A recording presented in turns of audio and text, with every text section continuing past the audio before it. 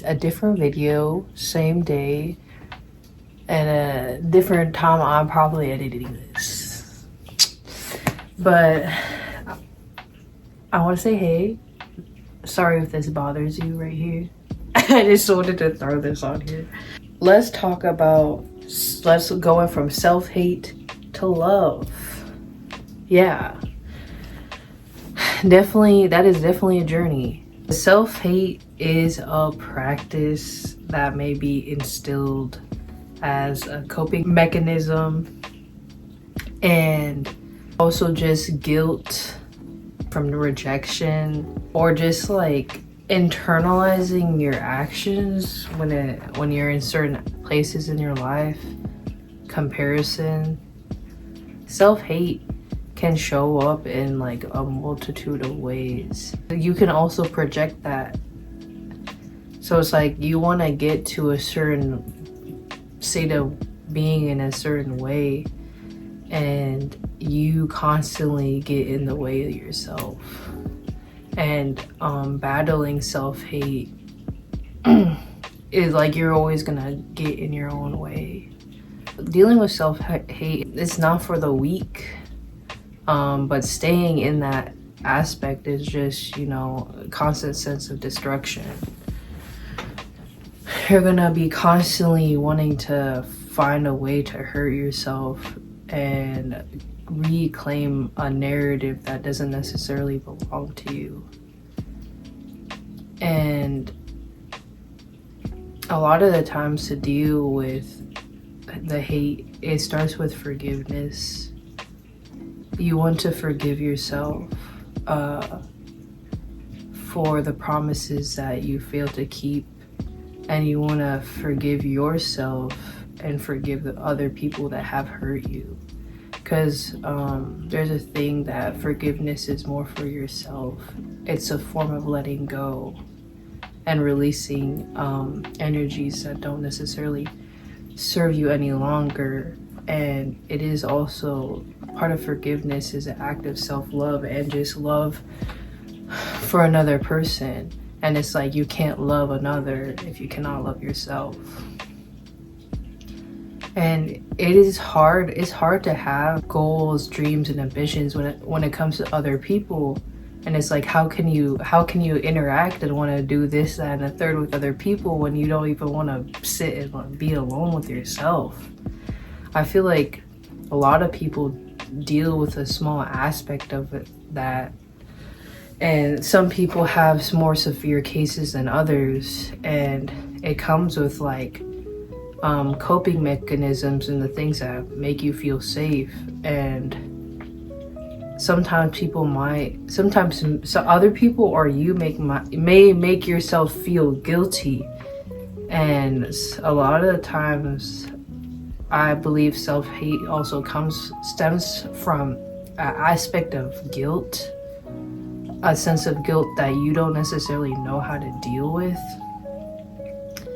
And a lot of the times, all these emotions and all these experiences that we have experienced, the emotions itself want and need to be felt, but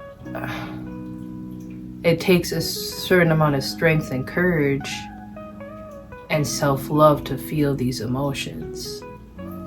And a lot of times you want to run away from yourself. You want to run away from the pain. You want to run away from feeling the stuff that you have experienced throughout your life. And it's like when you're running from yourself, it's like it's hard to love yourself. You're constantly just turning the other cheek or turning a blind eye to you. And it's like a series of bad habits is like a virus, and it connects to like jealousy, it connects to greed, it connects to comparison. And when we want to shift into an aspect of self-love, it takes a lot of unlearning, and it takes a lot of grace and time. And sometimes this sense of self-love kind of forces you to isolate. And if you don't isolate, the universe or God will put a lesson in your way to force you to deal with yourself. And a lot of times when these situations are put in front of you, it's something that you can get through and you have been through. When you do want to love yourself, it is loving yourself and hating yourself is a habit. It is a habit that is formed. And when you get to a certain point of understanding, whether someone wants to teach you to hate yourself because they have been taught that from someone else, and they taught it to themselves, and it's just like all of these things is just like it's like a garden. Like I would say, yeah, hate and love. Love is your garden, hate is the weeds. When you see and there's different types of weeds, like I said earlier. You want to pluck these up and not be able to identify them. So it's like when you feel an emotion or sensation come up and you want to treat yourself a certain way, you're like, you gotta sit there and have a sense of awareness. Like, the tricky thing about growth and love is the aspect of practice. And we have a lot of people out here that have a sense of awareness and understanding, but knowledge, awareness, and understanding will only get so far, because a huge aspect of growth is being and feeling. And you want to take on practices that teach you how to feel, because you can't intellectualize your emotions, because there's no growth. The change is through facing through the pain. You gotta sit there and walk through it. And it's just like, if you don't sit there and actually feel it, you're gonna constantly be stuck.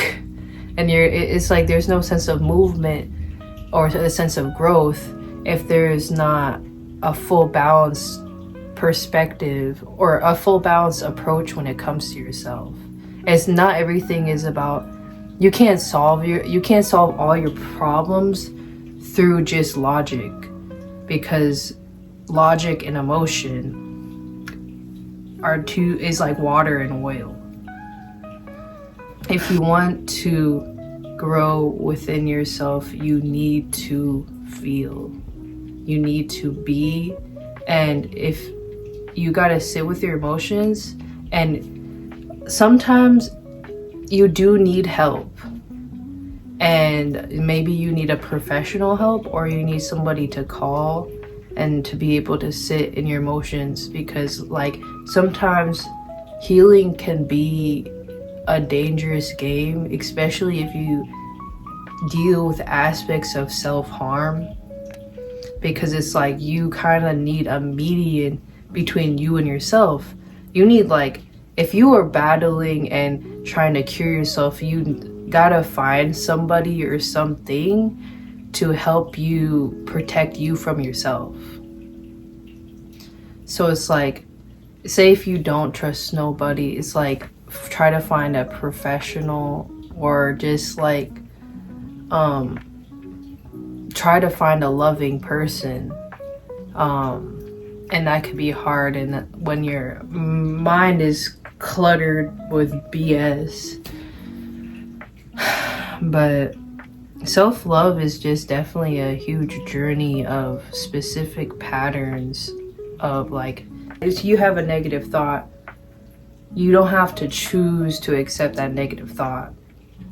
So say in your head you're going like, I'm ugly, I'm never gonna get anywhere, I'm stupid, I'm terrible. Like, it's just a consistent narrative that you are agreeing on and confirming. And when you agree, if you have this relaying in your mind and you it's like you have to observe your mind or your sense of awareness.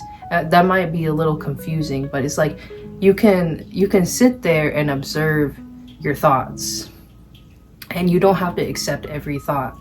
And it is a practice of consistently being in tune and aware of the negative thoughts that roll up and pop out.